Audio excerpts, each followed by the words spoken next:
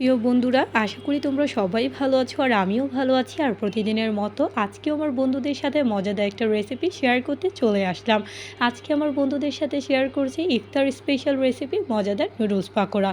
Noodles তো আমাদের ছোটো বড় সবারই পছন্দের একটা খাবার। নুডলস দিয়ে যদি এরকম একটা পাকোড়া রেসিপি তৈরি করা হয় ইফতারের সময়, তাহলে কিন্তু পরিবারের ছোটো বড় সবাই খেতে পছন্দ করবে। আর মাত্র কয়েকটি উপকরণ দিয়ে তৈরি করে ফেলতে পারো এই মজাদার নুডলস পাকোড়াটি। আমি এখানে সব কিছু একসাথে রেডি করে নিয়েছি। চলো বন্ধুরা, তাহলে কিভাবে তৈরি করছি এই মজাদার পাকোড়াটি। এখানে আমি বলে নুডলসটা আগে থেকে সেদ্ধ করে নিয়েছি, তাই আমি নুডলসটা নিয়ে নিলাম। এখানে আমি কোকোলা নুডলস নিয়েছি, তোমরা তোমাদের পছন্দ অনুসারে যে কোনো নুডলস দিয়ে পাকোড়াটা তৈরি করতে পারো। আর সাথে অ্যাড করে দিচ্ছি আমার পছন্দ অনুসারে ভেজিটেবল, বাঁধাকপি কুচি, গাজর কুচি, ক্যাপসিকাম, পেঁয়াজ কুচি, কাঁচামরিচ কুচি, আর সাথে দিয়ে দিচ্ছি বরবটি। তোমরা তোমাদের পছন্দ অনুসারে যে কোনো ভেজিটেবল দিয়ে মজাদার পাকোড়াটি তৈরি করে ফেলতে পারো। সাথে দিয়ে দিলাম অল্প একটু রসুন বাটা, এতে দারুণ ফ্লেভার আসবে। আর সাথে দিয়ে দিচ্ছি পরিমাণ মতো লবণ। আর পাকোড়াটা বাইন্ডিং করার জন্য এখানে আমি একটু বেশি করে বেসন দিয়ে দিলাম। আর একটু স্বাদ বাড়ানোর জন্য পাকোড়াগুলো এখানে আমি স্বাদে ম্যাজিক মশলা দিয়ে দিচ্ছি, যেটা আমি সব সময় দিয়ে থাকি। এই পাকোড়াটা আরও বেশি ফ্লেভারফুল হয়। আর সাথে দিয়ে দিলাম নুডলসের থাকা মশলাটা। আর এখন ভালো মতো সব কিছু একসাথে মিক্স করে নিচ্ছি।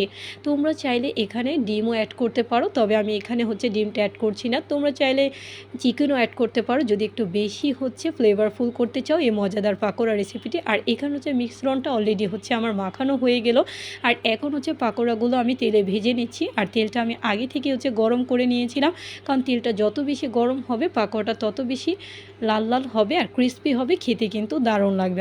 আর এখন আমি একে একে পাকোড়ার শেপগুলো দিয়ে অল্প অল্প করে তেলে ছেড়ে দিচ্ছি। আর আস্তে আস্তে সময় নিয়ে প্রতিটা পাকোড়া ভাজতে হবে, এতে উপর আর ভিতরে দুটোই সুন্দর মতো ভাজা হবে। আর এখন আমি আস্তে আস্তে পাকোড়াগুলো উল্টিয়ে দিচ্ছি, এতে নিচে উপরে দুপাশ সুন্দর মতো ভাজা হয়ে যাবে। তোমরা দেখতেই পাচ্ছ বন্ধুরা, কালারফুল কিন্তু নুডলস পাকোড়াগুলো আর আস্তে আস্তে দেখতেই পাচ্ছ নুডলস পাকোড়াগুলো একদম ভাজা হয়ে গিয়েছে, তাই আমি আস্তে আস্তে তুলে নিচ্ছি।